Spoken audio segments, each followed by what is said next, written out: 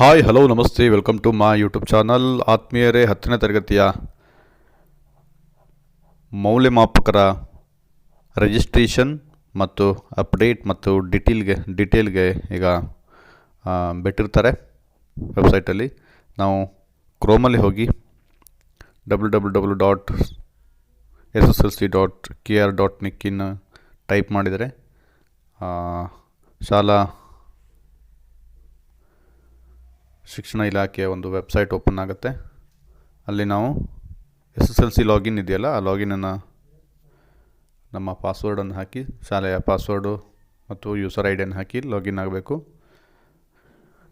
ನಂತರ SSLC portal ಮೇಲೆ click ಮಾಡಬೇಕು. ಅಲ್ಲಿ ಈ 3 ಲೈನ್ ಇದೆಯಲ್ಲ, ಅದ್ರ ಮೇಲೆ ಕ್ಲಿಕ್ ಮಾಡಿದಾಗ ಲಾಗಿನ್ ಆಯಿತು. ಈಗ ನೆಕ್ಸ್ಟ್ ಅಲ್ಲಿ ರೈಟ್ ಸೈಡ್ 3 ಲೈನ್ ಇದೆಯಲ್ಲ, ನಾನು ಮೊಬೈಲಲ್ಲಿ ಮಾಡ್ತಾಯಿದ್ದೀನಿ. ರೈಟ್ ಸೈಡಲ್ಲಿ 3 ಲೈನ್ ಇದೆಯಲ್ಲ, ಆ 3 ಲೈನನ್ನು ಕ್ಲಿಕ್ ಮಾಡಿ ಅಲ್ಲಿ ನೋಡಿ, first one, second one, SSLC evaluator registration ಅಂತ ಬರುತ್ತಲ್ಲ, ಇವಾಲ್ಯೂಟರ್ ರಿಜಿಸ್ಟ್ರೇಷನ್ ಅದ್ರ ಮೇಲೆ ಕ್ಲಿಕ್ ಮಾಡಬೇಕು. ಓಕೆ, ಅದ್ರ ಮೇಲೆ ಕ್ಲಿಕ್ ಮಾಡಿದಾಗ ಇವಾಲ್ಯೂಟರ್ ರಿಜಿಸ್ಟ್ರೇಷನಲ್ಲಿ ಅಲ್ಲಿ ಅಪ್ಡೇಟ್ ಮತ್ತು ಡಿಲೀಟ್ ಅಂತ ಆಪ್ಷನ್ ಇರುತ್ತೆ. ಅದನ್ನು ಕ್ಲಿಕ್ ಮಾಡಿದಾಗ ಇಲ್ಲಿ ತೋರಿಸುತ್ತೆ ನಮ್ಮ ಸ್ಕೂಲಲ್ಲಿ ಇಬ್ಬರು ಇರ್ತಾರೆ, ಇಬ್ಬರಲ್ಲಿ ಒಬ್ಬರಿಗೆ ಟ್ರಾನ್ಸ್ಫರ್ ಆಗಿರ್ತಾರೆ. ಆ ಟ್ರಾನ್ಸ್ಫರ್ ಆಗಿರುವಂಥರನ್ನು ಡಿಲೀಟ್ ಮಾಡಬೇಕಾಗತ್ತೆ. ಡಿಲೀಟ್ ಮಾಡಿದ್ರೆ ಅವ್ರ ಸ್ಕೂಲಲ್ಲಿ ಅವ್ರೇನು ಮಾಡ್ಬೋದು ಮತ್ತು ರಿಜಿಸ್ಟರ್ ಆಗ್ಬೋದಾಗತ್ತೆ. ಅವ್ರನ್ನ ಇಲ್ಲಿ ಡಿಲೀಟ್ ಅಂತ ಹೊಡೆದಾಗ ಇಲ್ಲಿ ಆಪ್ಷನ್ ಕೇಳುತ್ತೆ, ಯಾಕೆ ಡಿಲೀಟ್ ಮಾಡ್ತಾ ಇದ್ದೀರಾ ಅಂತ.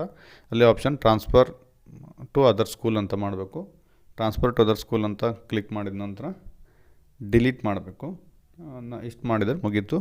ಅವರು ನಮ್ಮ ಶಾಲೆ ಲಾಗಿನಿಂದ ಡಿಲೀಟ್ ಆಗ್ತಾರೆ. ಅವರೀಗ ಅವರ ಶಾಲೆಯ ಲಾಗಿನ್ ಆಗ್ಬೋದು, ರಿಜಿಸ್ಟರ್ ಆಗ್ಬೋದು. ಮತ್ತು ಅಪ್ಡೇಟ್ ಮಾಡೋದನ್ನು ನೆಕ್ಸ್ಟ್ ವಿಡಿಯೋದಲ್ಲಿ ಹೇಳ್ತೀನಿ. ಥ್ಯಾಂಕ್ ಯು, ಧನ್ಯವಾದಗಳು. ಓಕೆ, ಇಲ್ಲಿ ನೋಡಿ, ನಿಧಾನವಾಗಿ ನಾನು ಮತ್ತೊಮ್ಮೆ ತೋರಿಸ್ತೀನಿ. ಇಲ್ಲಿ ನಮ್ಮ ಸ್ಕೂಲಿರುವಂಥ ಇಬ್ಬರು ಟೀಚರ್ಗಳ ಇವಾಲ್ಯೂಟರ್ಗಳನ್ನು ತೋರಿಸುತ್ತೆ. ಫಸ್ಟ್ ಒನ್ ಅಲ್ಲಿ ಅಪ್ಡೇಟ್ ಡಿಲೀಟ್ ಅಂತಿದೆಯಲ್ಲ, ಅಲ್ಲಿ ಡಿಲೀಟ್ ಮೇಲೆ ನೀವು ಕ್ಲಿಕ್ ಮಾಡಿದ್ರೆ ಇಲ್ಲಿ ರೀಸನ್ ಕೇಳುತ್ತೆ, ನೀವು ಯಾಕೆ ಡಿಲೀಟ್ ಮಾಡ್ತಾ ಇದ್ದೀರಿ ಅಂತಂದು.